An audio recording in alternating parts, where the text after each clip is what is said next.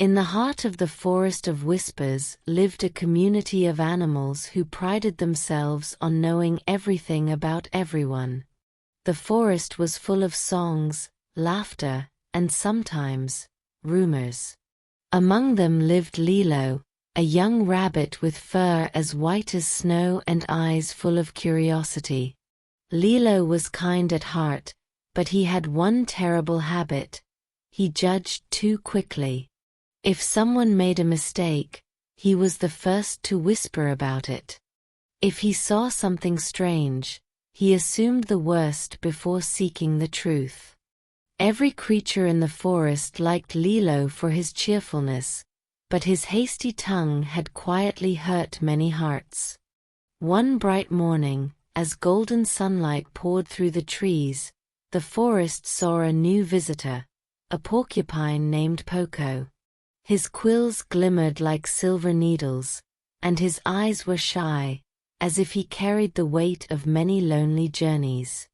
When Poco arrived near the meadow, Lilo saw him from afar, dragging a small bundle behind. "What's that spiky fellow doing here?"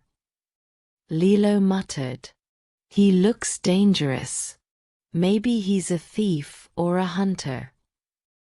Without asking anyone, Lilo rushed to the birds, then to the squirrels, and finally to the deer, spreading his suspicion like dry leaves in the wind.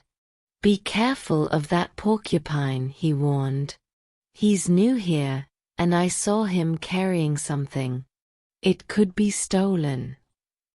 Soon the forest buzzed with whispers. Everywhere Poco went, eyes followed.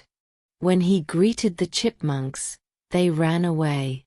When he tried to drink water from the pond, the frogs leapt off the rocks. Even the owl frowned from above.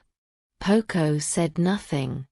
He simply found a quiet hollow near the edge of the woods and lived there silently. A few days later, dark smoke rose from the far side of the forest. The storage hollow where many animals kept their winter food had caught fire. Panic spread. Everyone blamed everyone. "It must be Poco," shouted a crow. "He was seen near that area." "Yes, yes," Lilo added quickly. "I knew he was suspicious. I told you all." The animals, frightened and angry, stormed toward Poco's hollow. The porcupine stepped out slowly, startled by the crowd of furious faces and trembling voices. "I didn't do anything," Poco said quietly. "I was near the stream collecting leaves to patch my nest." "Liar!" shouted a squirrel. "Search his place." They rushed inside, scattering his things. There, in a small corner, they found the bundle he had been carrying when he first arrived. Lilo tore it open triumphantly. "Aha! I knew it. Let's see what he's hiding." But inside were only tiny wooden carvings, animals, birds, and trees, each carved with loving detail. "These are toys," whispered the fox in surprise. Poco lowered his head. "I carve them for little ones," he said softly. "In the last forest I lived in, young animals used to gather every evening to hear stories. I made these so they could imagine the tales. I wanted to share them here too, but no one would talk to me." A heavy silence spread through the crowd. Lilo's ears drooped as shame flooded his heart. Just then, the owl, who had been watching the sky, called out, "Everyone look." From the far side of the forest came a gust of wind, carrying sparks and ashes.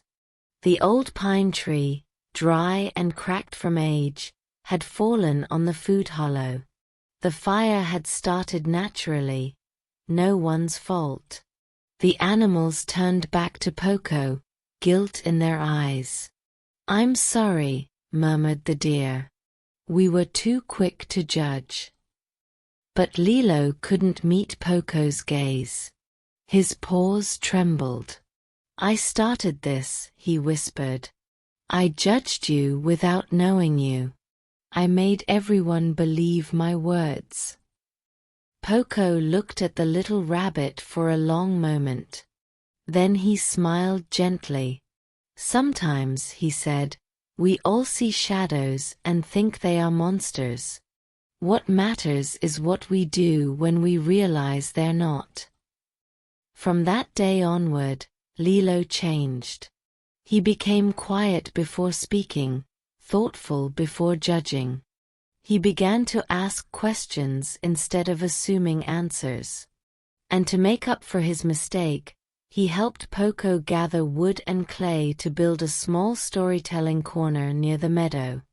Each evening, young animals would gather there to listen to Poco's stories and play with the carvings he made. Lilo sat among them, often listening more than speaking. And whenever someone whispered a rumor or jumped to a conclusion, he gently said, "Don't decide before you know. Shadows often look darker than they are." Moral: quick judgment blinds the heart. Truth needs patience, and understanding requires time. Judge slowly, for even the thorniest being may carry a kind soul within. Let's learn some words from this story. Rumors, meaning untrue or unconfirmed information spread by people. Example: a rumor spread that the fox had stolen the berries. Hasty, meaning doing something too quickly, without thinking carefully. Example: his hasty words hurt his friend's feelings. Scattered, meaning spread out or thrown in different directions. Example: the animals scattered when the noise scared them. Culprit, meaning the person or thing responsible for something wrong. Example: the real culprit behind the fire was a falling pine tree. Thorniest, meaning full of thorns or, figuratively, the most difficult or painful. Example: even the thorniest being may have a kind heart inside. Harmony, meaning a peaceful and balanced relationship among living beings. Example: the animals lived in harmony after learning their lesson.